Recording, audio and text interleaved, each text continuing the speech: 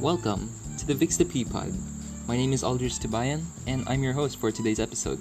The Pod is a podcast mini-series about some topics in the SDGs. You're here to learn a lot, so without further ado, let's start sprouting some knowledge and ideas and get right into the topic of today's episode. So this is it. This is the Vixta Pod, the podcast mini-series that's been in the works for a while, but we finally made it happen. So to start everything off, let's get a bit of background into the Vixta Pod. Let's cover the who, what, when, where, and how of Vixta, and also what the Pod really is. And no, it's not just the vegetable. Starting with who we are, we're a small group of college students who, to put it simply, want to make a difference in the world. Vixta as a group has been around for a few years now, working to make some kind of difference through their innovation. Speaking of that innovation, let's move into the what. What is Vixta doing? What kind of actions are they doing that can make a difference in the world? Well, their claim to fame is actually an innovation that began as a capstone senior high school project. It's called the Plantable Biobag, an alternative to single-use paper and plastic bags. Moving to the where. Where has Vixta made their presence known? All over, really. We've been to a bunch of different places to present our ideas and also to network. How about our name, right? It's Vixta, V-I-X-T-A. We pretty much took the word vita, which is a Latin word for life, and we put an X in it. What's the X? Well, that stands for X Factor, because we believe that the youth are the X Factor in how the world can develop moving into the future. We want to be around to empower the youth. We think that the youth are superheroes, people that can make the change that they want to see. And that's kind of what the Pod is all about. The Pod was originally an idea for something we can do while in quarantine. But going deeper, it aims to educate, specifically for the youth. When the youth are knowledgeable, they're dangerous. They can do whatever they want. They can shape their own world by making the change that they want to see. With the power of youth, we can change the world for the future, both our future as well as for future generations. We can take a look at what Vixta has been able to do as an example to understand what the youth are capable of. So that was just a very quick and basic rundown about Vixta. But on our Facebook page, we'll have a little post there about Vixta's journey and achievements. Keep in mind, we were just some wild high schoolers back then, but it felt like we were on top of the world. Before we go deeper in the SDGs, we want to highlight a company that's making a difference in the construction and real estate industry. In the Philippines, over 20 million people live in inadequate slum housing and are left vulnerable to typhoons, earthquakes, and volcanic eruptions. Current construction methods are slow to keep up with demand, while accelerating production leads to further environmental damage. The solution, the Kubo modular system, is the first engineered bamboo building platform in the world.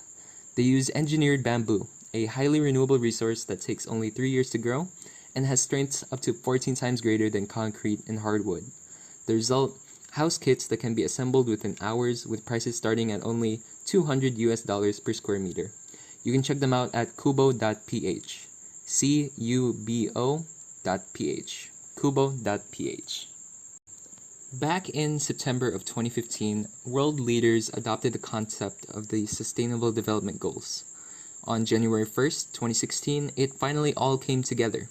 The goal, like its actual mission statement, is a blueprint to achieve a better and more sustainable future for all by 2030. So it's kind of like saying if we achieve these 17 things in 15 years, the future beyond that would be pretty nice. The name of each SDG is pretty self-explanatory in what it wants to achieve, but let's go through each one of them one by one and examine it a bit deeper than what's on the surface. Starting with the very first SDG, SDG 1, No Poverty. I guess we can say that poverty is unfortunately a common sight in the modern world. Personally, I've lived around more urban areas, so I've seen homeless people a lot in the streets, just barely getting by on whatever change they can scrap up. In more rural areas, those barely making a living on a few harvests are having a pretty hard time too. It might seem like just an optimistic thought, but a world without poverty in 2030 can be possible. The second SDG, Zero Hunger, is also pretty self-explanatory. Unfortunately, it's just a fact that millions of people around the world go to sleep hungry. I guess some of it ties in with poverty, but with hunger, you introduce concepts of food growth and availability in the conversation, whereas poverty talks would be more about economics and finances. In order to tackle both of these issues, I would imagine some changes have to be made to provide more opportunities for the lower classes and the homeless. Giving them a chance to make it in the world will just open up the possibilities of creating positive impacts for the millions that might not have the same opportunities as most. For the third SDG, we'll actually be tackling that a bit in the next episode. SDG 3 is called Good Health and Well-Being, and it's obviously pretty self-explanatory.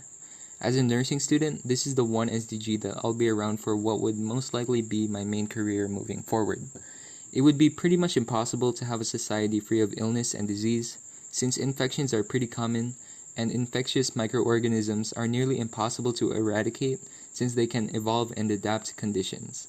In order to achieve this goal, healthcare and medical treatment should be made easily accessible to all. We can't be 100% effective in stopping people from getting sick, but in theory, it would be possible to give healthcare access to 100% of the people. Moving on to the fourth SDG, quality education.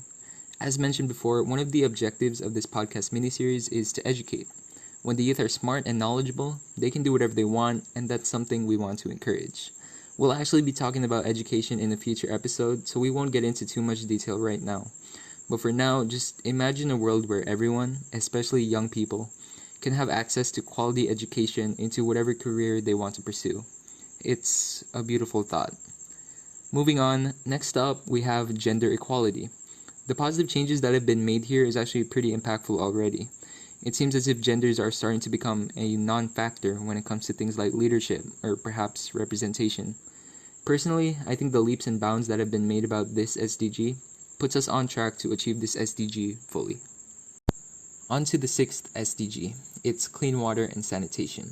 Urban areas might already have their water facilities already set and good to go, but in rural areas, sometimes clean water is hard to come by. Most would probably have a freshwater well, but when you dig in the ground and you can't find any water, what then? This goal aims to make clean water accessible to all. The seventh SDG is affordable and clean energy. Most of the world is still using fossil fuels or coal as a main source of energy. We burn them up in combustion to either move a turbine or maybe move pistons in an engine. The thing is, those liquefied dinosaurs and black carbony bits from the earth aren't exactly a good thing to burn. It introduces a lot of carbon dioxide into the atmosphere, which contributes to the greenhouse effect, which then slowly cooks us alive.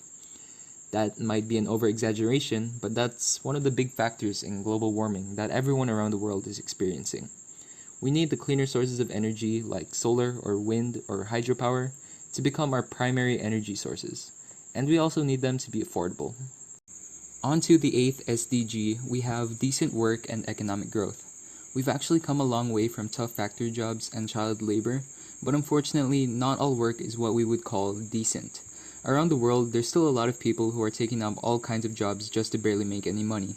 An example of this are those in unfortunate situations who need to resort to scrapping junk in order to make just a tiny bit of money to get by. If we can give better work opportunities to everyone, then we can probably expect the economy to benefit. On to number 9, industry, innovation, and infrastructure. These three I's are where we can see a lot of new technology get applied. Imagine better production, new technology, and nicer cities. Now we're on to SDG 10, reduced inequalities. This goal pretty much just aims to give better opportunities to anyone and everyone. We're all about equality here, so as we work to reduce inequalities, the world is just going to get better and better. SDG 11 is sustainable cities and communities. If you reflect about your own community, would you say it's sustainable enough? Or maybe some things can be done to make it better. Maybe some other SDGs can tie into this, but there's also some interesting concepts to learn about, like circular economies, that can also tie into this 11th SDG.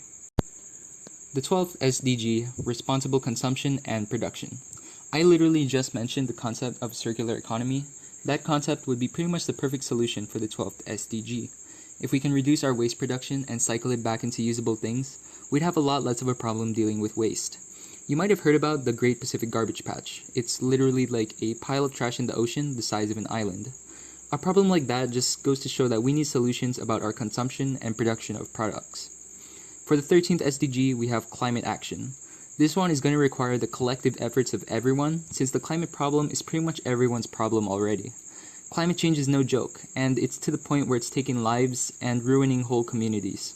There are a bunch of ways for us to combat this, and those efforts would tie into how we go about achieving this SDG. SDGs 14 and 15 are pretty similar. They are life below water and life on land. If you think about it, nature has been supporting us as a species for about as long as we've been around. We get a bunch of our resources from environments below water and on land. Unfortunately, life, whether it be plants or animals, get harmed in the process. Can't deny that habitats all around the world have been damaged in some way by our activities. It's about time we start taking care of the life around us too. If we can take care of nature, I'm sure nature will take care of us. SDG 16 is for peace, justice, and strong institutions.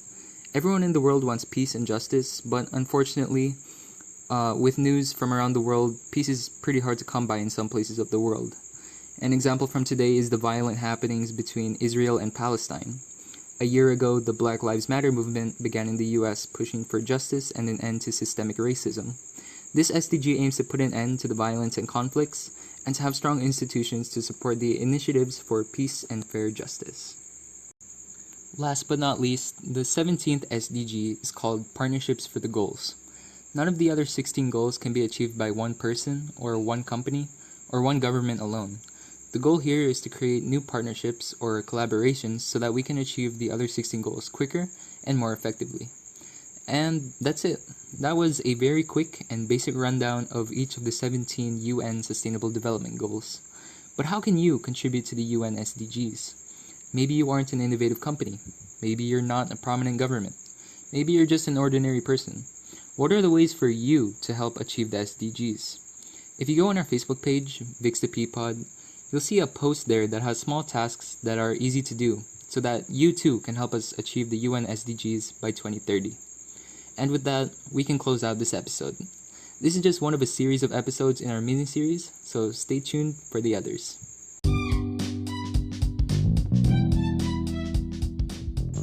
You've just tuned in to the Vixta Pod, the mini podcast series run by young people. If it's your first time listening, consider dropping a comment or like on whatever platform you're listening on. That'll be all for today's episode. Continue sprouting your knowledge, and we'll see you at the next one.